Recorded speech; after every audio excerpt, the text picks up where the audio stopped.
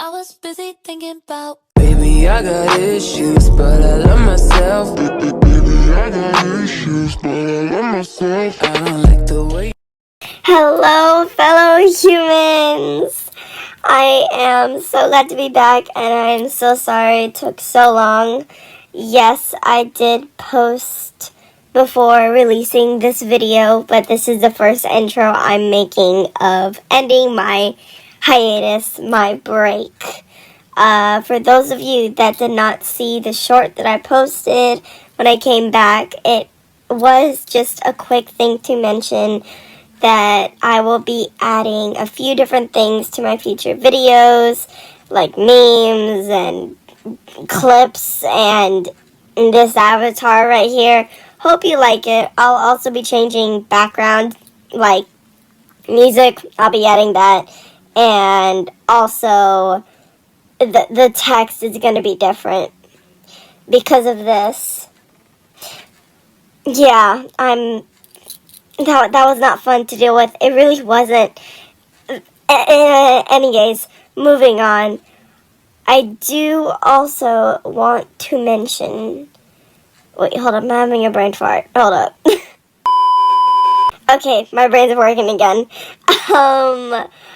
I do want to mention as well that I, unfortunately, due to the different format, the username has changed for Kirishima and Bakugo.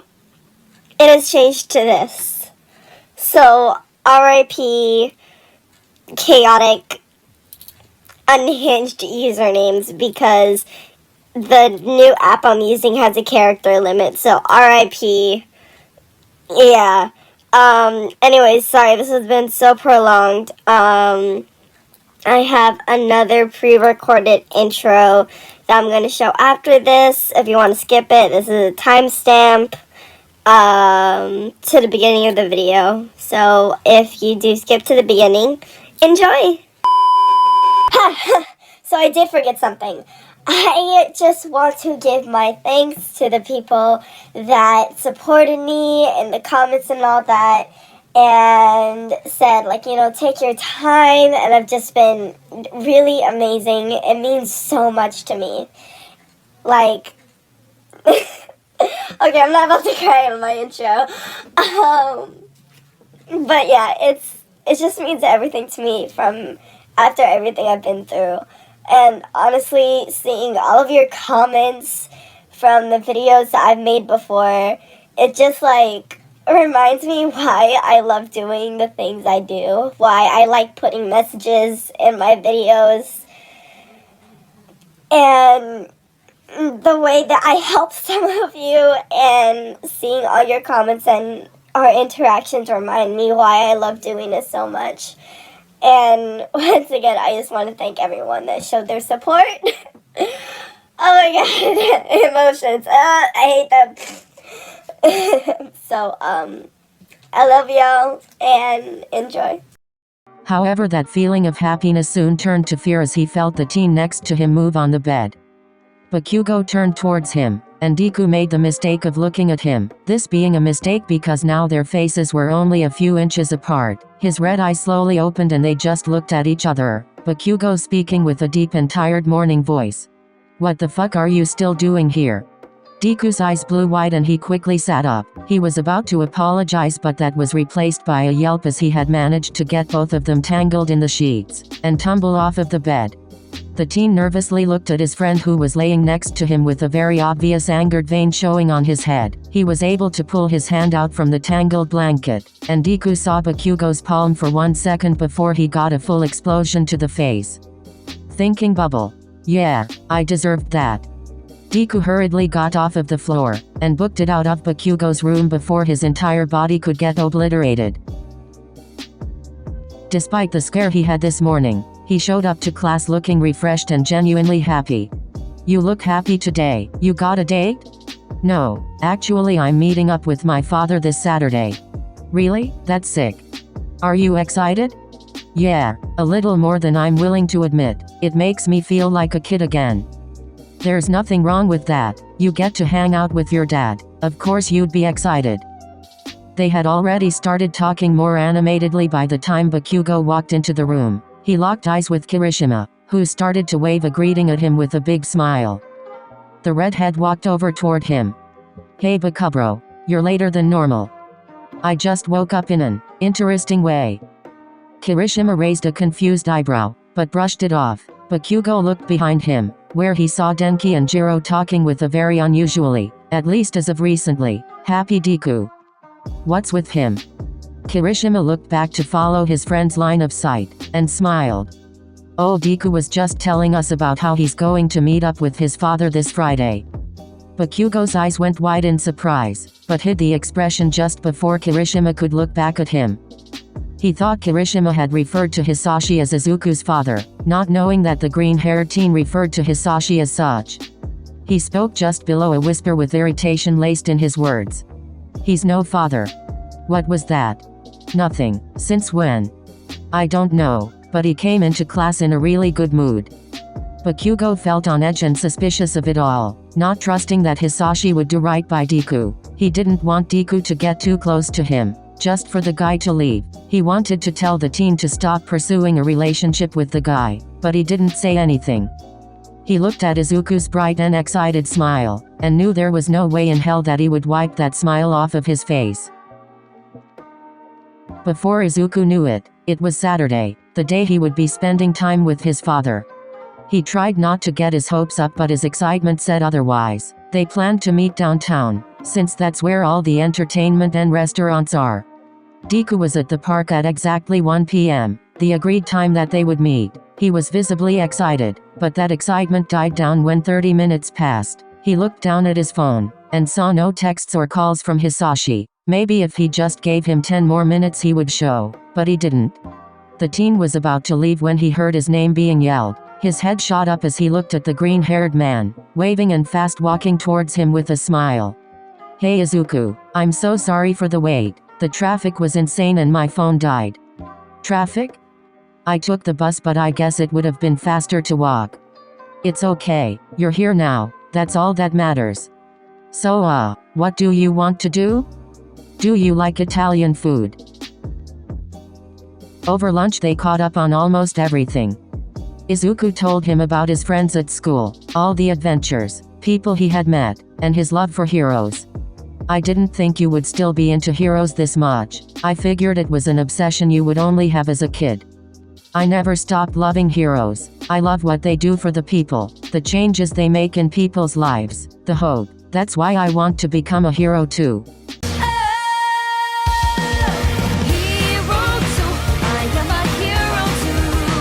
Is your favorite hero still All Might? Hisashi said this with a slight laugh, and Izuku did the same.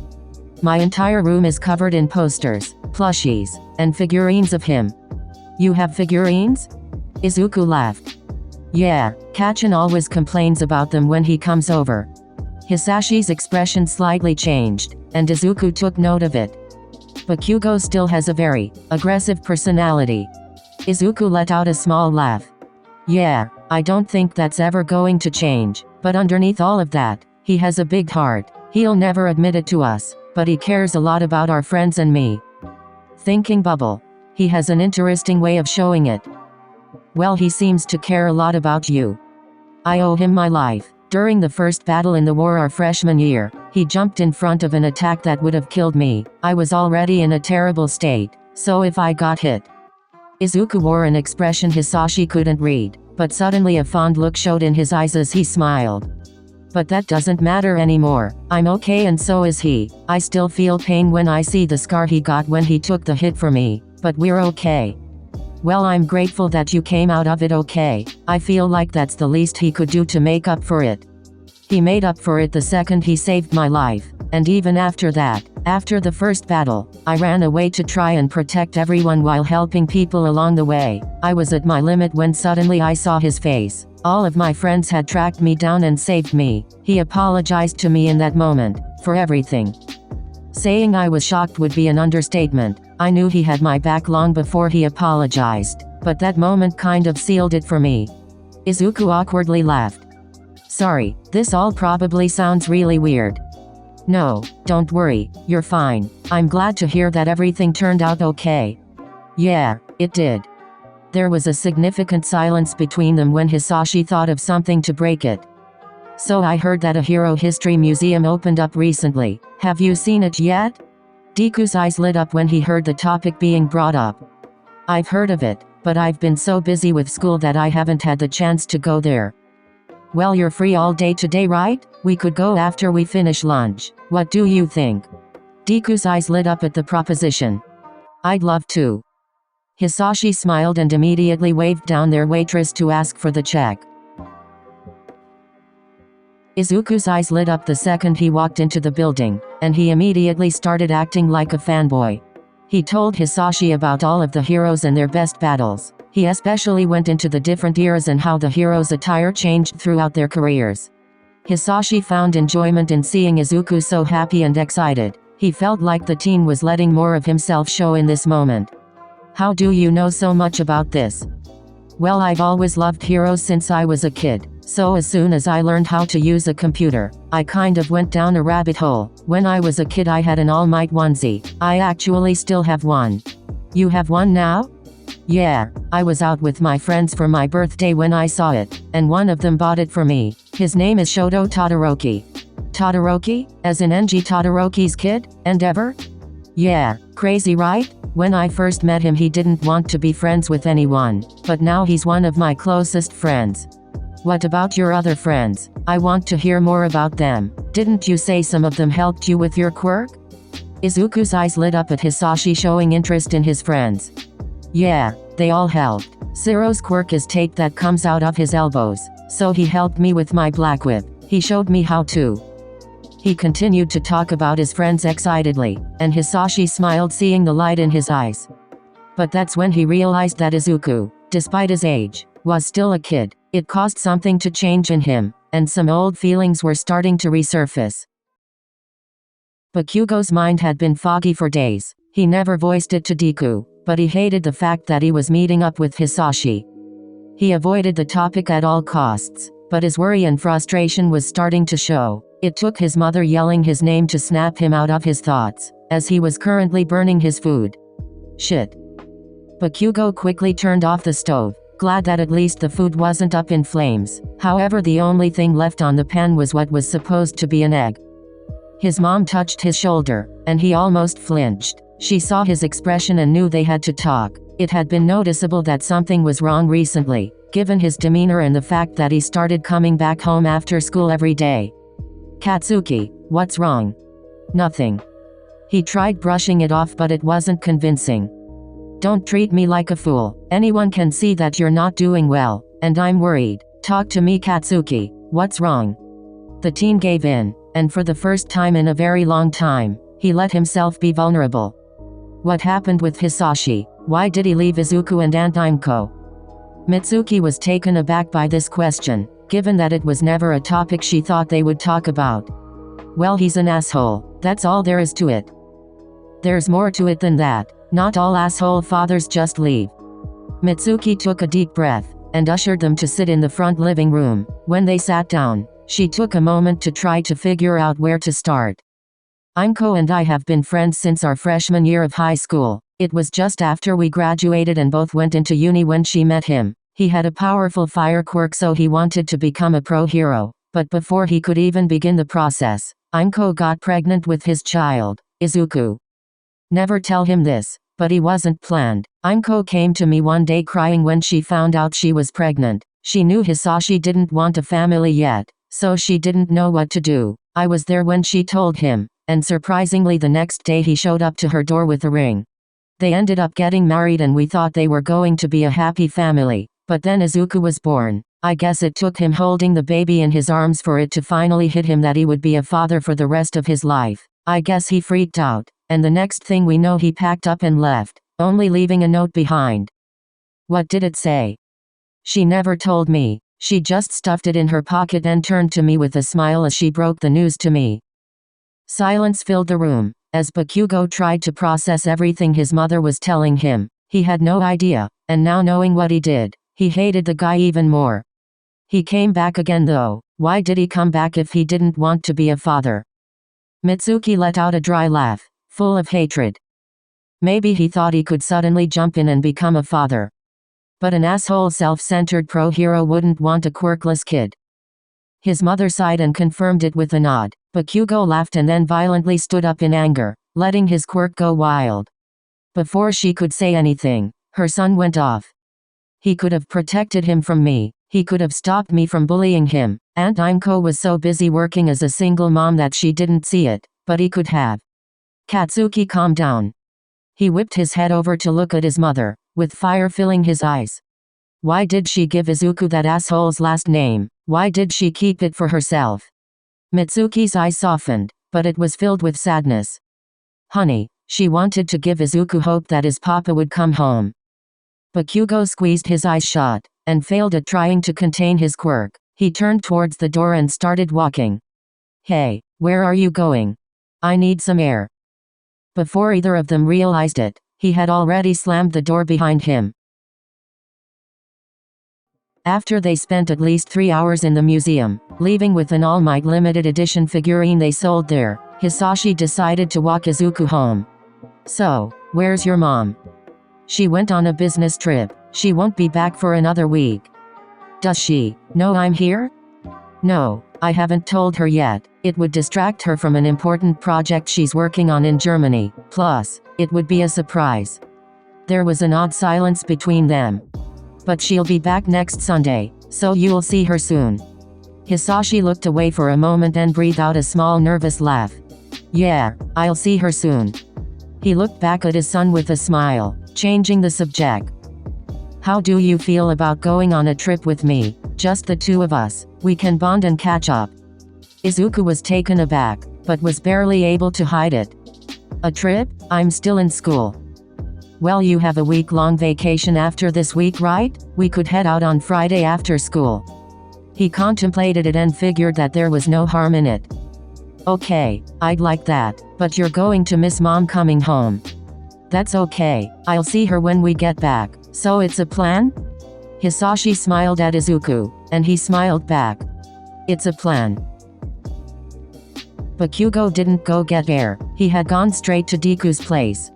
He had to see Deku as soon as he could, and he was hoping the teen was already home. The less time he spent with Hisashi, the better.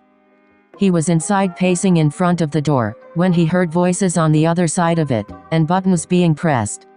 Bakugo unlocked the door and swung it open, shocking both Hisashi and Deku. Kachin, what are you doing here? The teen genuinely hadn't thought that through, and came up with an excuse on the spot. We have that hero history project. Remember? Deku immediately caught on and went with the flow. Oh yeah, I almost forgot about that. He turned around and started to say goodbye to the man standing next to him, but he was cut off and his eyes blew wide, as he felt an arm snake around his hip and pushed into something warm and solid. The green-haired teen looked slightly up to find that Bakugo had pulled him to the rightmost side of his chest, and he wore a glare that could kill. He's home and safe now, so you aren't needed anymore. Have a nice day. Before Hisashi could respond, Bakugo slammed the door, and Deku was thoroughly confused. Kachin, are you okay? Bakugo let out a slow breath, and slowly released Deku from his grasp. He tried walking away, but Deku caught him by the shoulder and turned him to face him.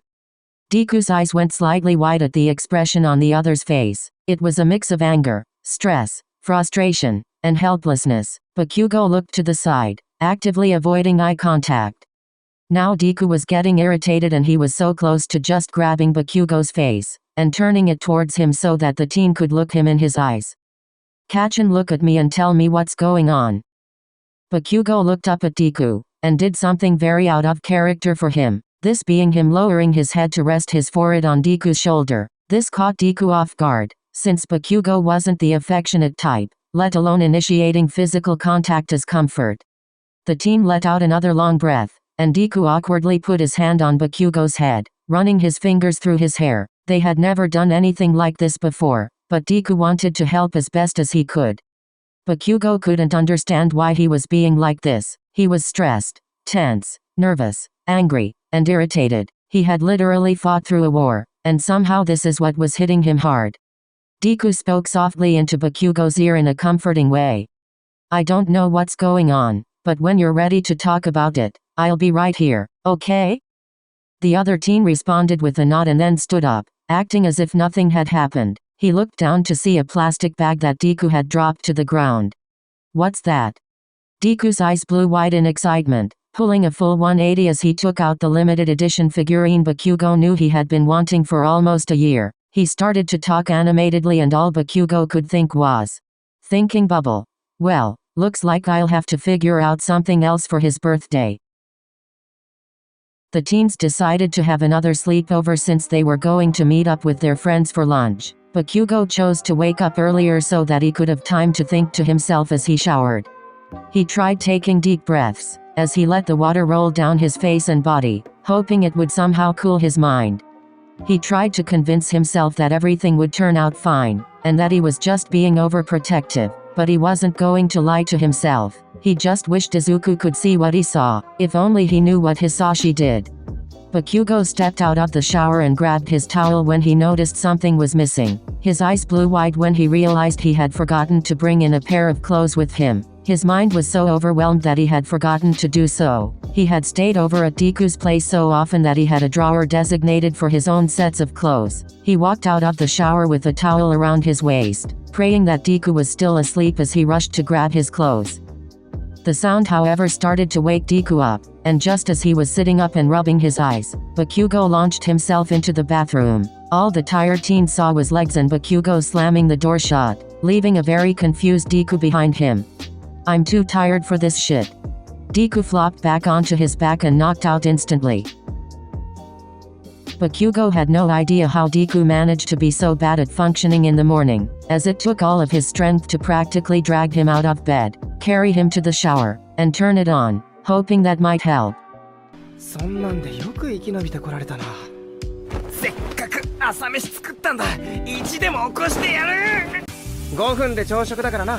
Just over half an hour later, the barely functioning teen walked into the kitchen. Bakugo looked up from his phone to see the zombie appear. He was wearing one of Bakugo's shirts and shorts, sporting a slightly damp towel around his neck with wet hair. Bakugo was caught off guard by his attire for a moment, but decided to tap into his other thought on it when he felt warmth cover his cheeks. Thinking bubble. Why is he wearing my shirt? He deadpanned as he got up to follow Deku into the kitchen area, knowing the possible reason. Getting a closer view of his full attire made him feel warm, like something was flying around in his stomach, and he didn't know if it was a good or bad feeling. As the years passed, Bakugo had somehow shot up like a tree, a K and almost an entire head taller than Izuku. This meant that Bakugo's shirt was very oversized on him, and if it weren't for the long shorts he was wearing, Bakugo would have thought he wasn't wearing any. He quickly shook the thoughts away and deadpanned when he realized that the nerd must have accidentally picked it from his designated drawer again. He was pulled out of his thoughts when he heard the other's voice. Are you going to grab some coffee too, or are you going to just stand there? Yes, please do take your lovely time. It's not like we have to be somewhere in an hour. They're always late, you know this. Bakugo sighed and lifted the towel from Izuku's shoulders. At least dry your hair off, you're going to get sick. Izuku suddenly felt his head being rubbed by the towel, and realized that Bakugo was drying his hair. He went still for a moment, as he was caught off guard, but soon relaxed into the touch. Sometimes it was nice to be pampered a little.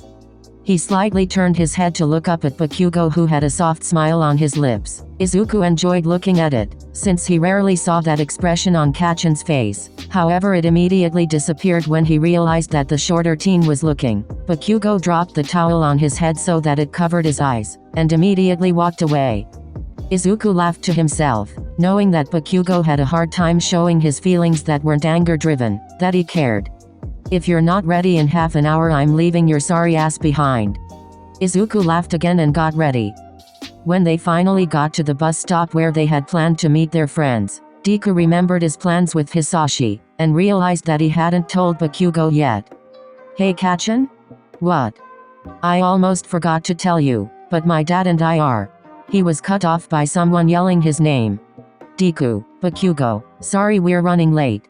It's fine, we just got here too. Bakugo completely ignored the conversation his friends were having, as he was more focused on what Izuku had just said. His eyes went wide in complete shock. Thinking bubble. Dad, did he just call that asshole dad?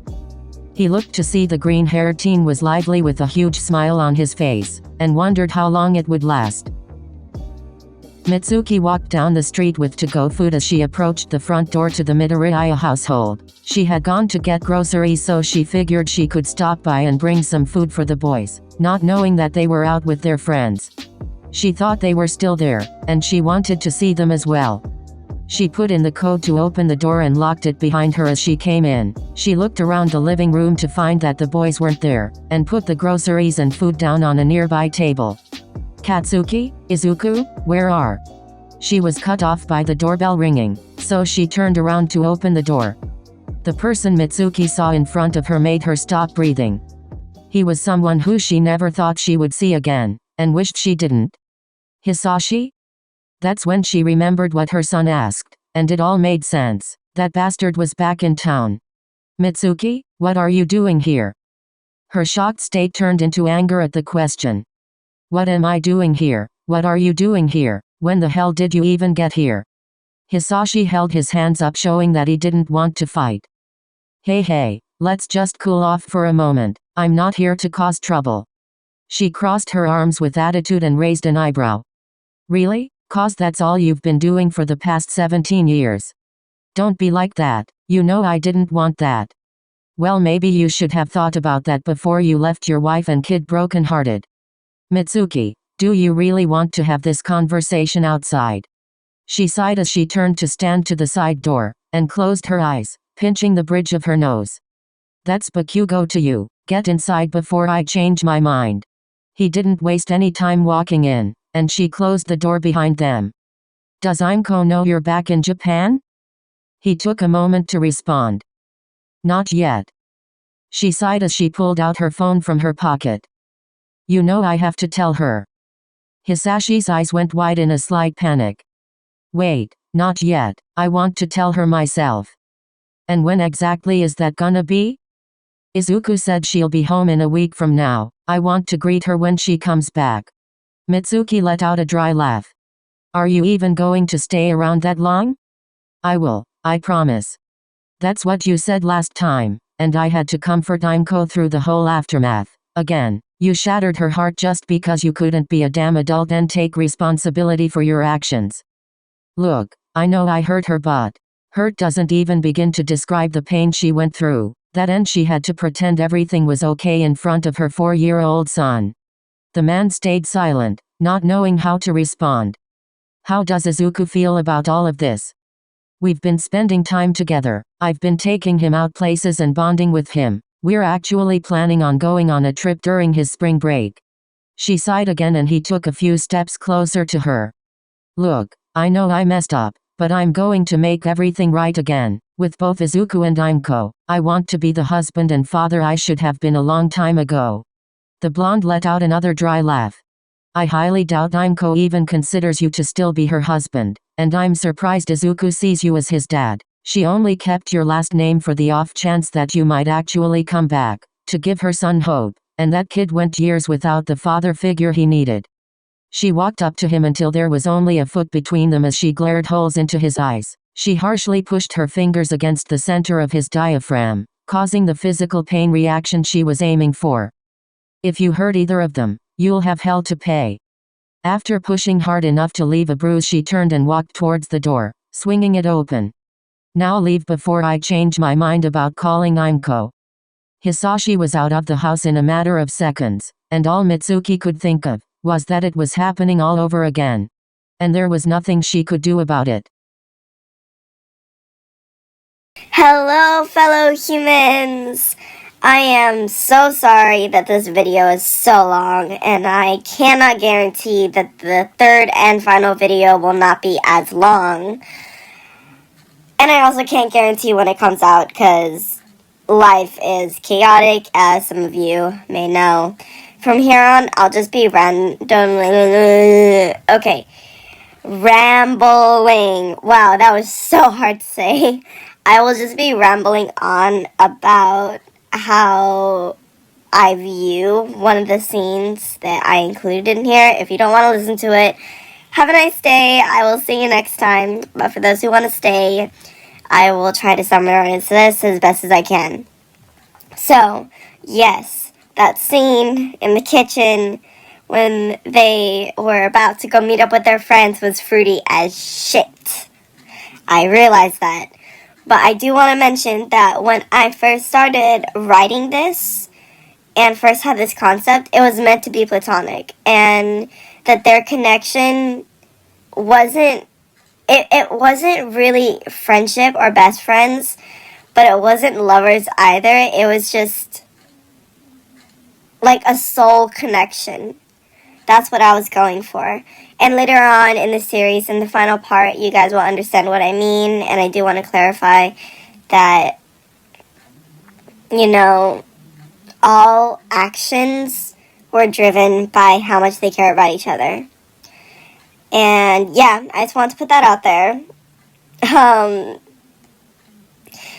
don't know. I feel like it's because...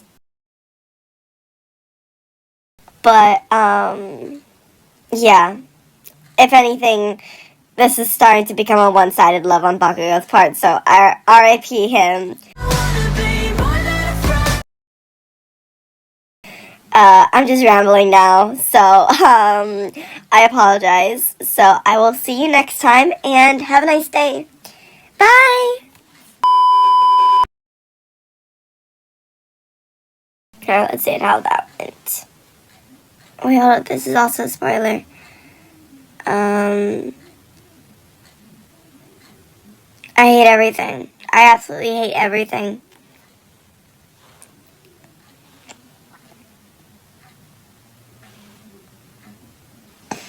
Killer. Wait. Hold the phone. I'm such a dumbass.